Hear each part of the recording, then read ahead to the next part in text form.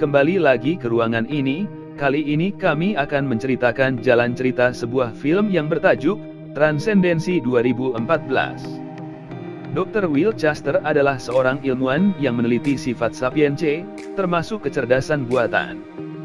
Dia dan timnya bekerja untuk membuat komputer hidup.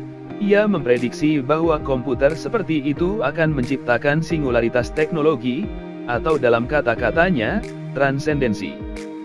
Istrinya, Evelyn, juga seorang ilmuwan dan membantunya dengan pekerjaannya. Setelah salah satu presentasi Will, kelompok teroris anti-teknologi yang disebut Revolutionary Independence from Technology, RIFT, menembak Will dengan peluru berpolonium dan melakukan serangkaian serangan serentak terhadap pali laboratorium di seluruh negeri. Will diberikan tidak lebih dari sebulan untuk hidup. Dalam keputusasaan, Evelyn membuat rencana untuk mengunggah kesadaran Will ke komputer kuantum yang telah dikembangkan proyek tersebut. Sahabat dan rekan penelitinya, Max Waters, mempertanyakan kebijaksanaan pilihan ini, dengan alasan bahwa Will yang diunggah hanya akan menjadi tiruan dari orang yang sebenarnya.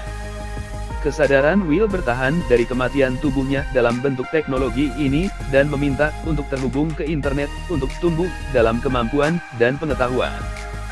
Max menolak untuk menjadi bagian dari eksperimen. Evelyn menuntut agar Max pergi dan menghubungkan intelijen komputer ke internet melalui satelit.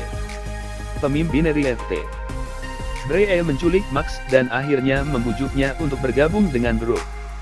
Pemerintah juga curiga dengan apa yang akan dilakukan kesadaran Will yang diunggah, dan berencana menggunakan teroris untuk disalahkan atas tindakan pemerintah menghentikannya.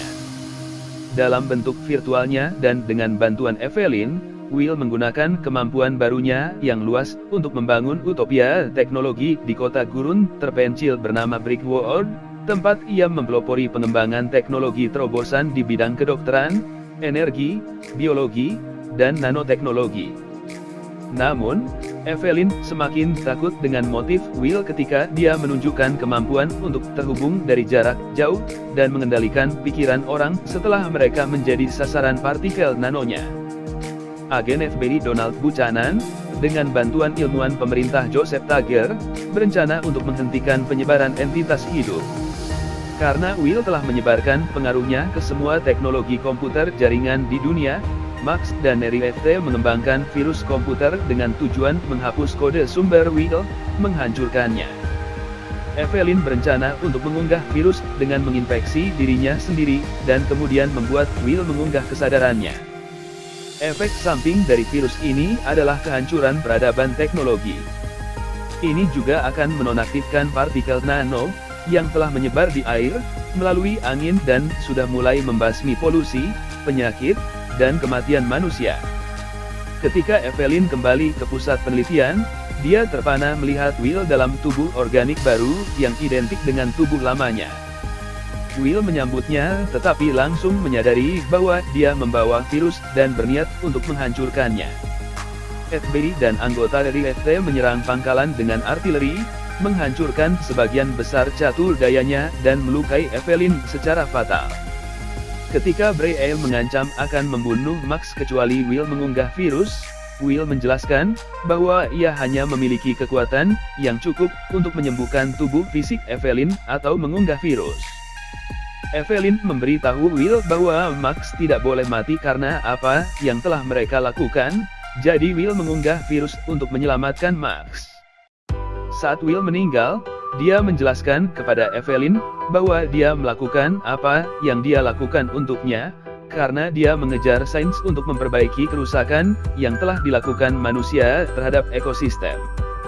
Di saat-saat terakhir mereka, dia memberitahu Evelyn untuk memikirkan kebun mereka.